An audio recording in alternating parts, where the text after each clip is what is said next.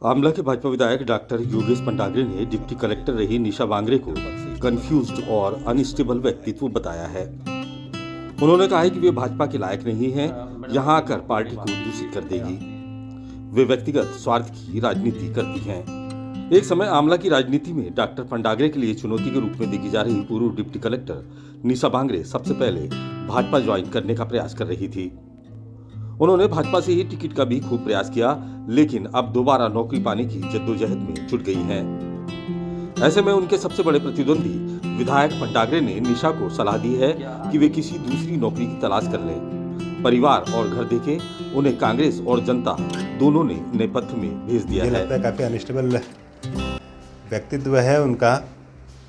कभी शुरू में भी मुझे जानकारी लगी थी कि भारतीय जनता पार्टी से चुनाव लड़ना चाह रही है, फिर यहाँ से उन्हें लगा कि टिकट मिलना मुश्किल है तो कांग्रेस चली गई और बीजेपी को गाली देने लगी। फिर उसके बाद कांग्रेस का तो जो चरित्र है हर किसी को ठगने का, तो कांग्रेस ने अपना चरित्र पे खरी उतरी और इनको भी उन्हें ठगने का काम किया। ये व्यक्तिगत स्वार्थ की राजनीति ज़्यादा कर रही मुझे जहाँ तक लगता है। आप एक अच्छी नौकरी पे थी, वहाँ पर रह के भी आप जनसेवा कर सकती थी, लेकिन तब ये बोल रहे थे कि वहाँ पे हाथ बंधे हुए है तो राजनीति में आकर जनसेवा करेगी, जबकि जिस पोस्ट में थी बहुत सारे लोगों की मदद कर सकती थी। अब नौकरी भी हाथ से गई और राजनीति में इनको कांग्रेस ने टिकट भी नहीं दी। अब जब ये कहीं के नहीं रहे तो फिर ये कोशिश कर रही है कि अब बीजेपी में आके शरण ले लें। और बीच में भी कुछ 2-3 इनके स्टेटमेंट देखे थे कि ये नौकरी भी वापस ज्वाइन करना चाहती। तो पहले खुद डिसाइड कर ले। बड़ी कन्फ्यूज़न है इनको कि नौकरी करना चाह रही है, भारतीय जनता पार्टी में आना चाह रही, कांग्रेस से टिकट लेना चाह रही, गोंडवाना से लेना चाह रही। बीच में मुझे बताया था कि आपसे भी टिकट इनको ऑफर है तो क्या आपसे भी चुनाव लड़ सकती हूँ। तो इनका मुझे कुछ क्लियर नहीं समझ में आता कि एग्जैक्टली ये चाहती क्या है।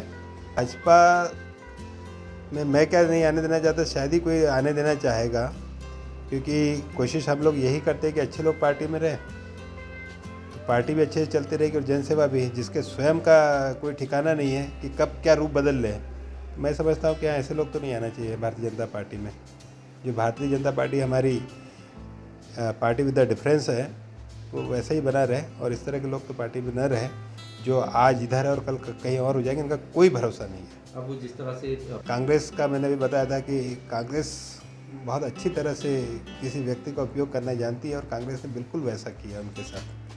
और ऐसे अनगिनत उदाहरण है कांग्रेस पार्टी में, इनके साथ भी वैसे ही हुआ। इन्हें नौकरी छोड़ी और कांग्रेस ने इनसे वादा करके रखा था जो ये बताती है कि टिकट देने का कमलनाथ जी ने इनको कहा था और उसके बाद कांग्रेस ने टिकट नहीं दी। वैसे कांग्रेस ने ठगा ये तो निश्चित है। का कोई विचारधारा वाली राजनीति ये नहीं करती, कोई समाज सेवा वाली राजनीति नहीं है। इनको ये है कि जिस जगह से टिकट मिल जाए वहाँ से टिकट मिल जाए, चुनाव लड़े, चुनाव जीते और उसके बाद किस तरह की राजनीति करेगी उसका तो खैर मुझे अंदाज़ा नहीं है। तो जब जो सलाह देना, तो मैं बोल रहा हूँ कि बड़े अनस्टेबल व्यक्तित्व है उनका, तो वो तो आज है कल नहीं है। तो इस तरह के लोग तो मैं बिल्कुल नहीं चाहता मैं तो बिल्कुल नहीं सोचता हूँ कि इस तरह के लोग भारतीय जनता पार्टी में आके भारतीय जनता पार्टी को दूषित करने का काम करें।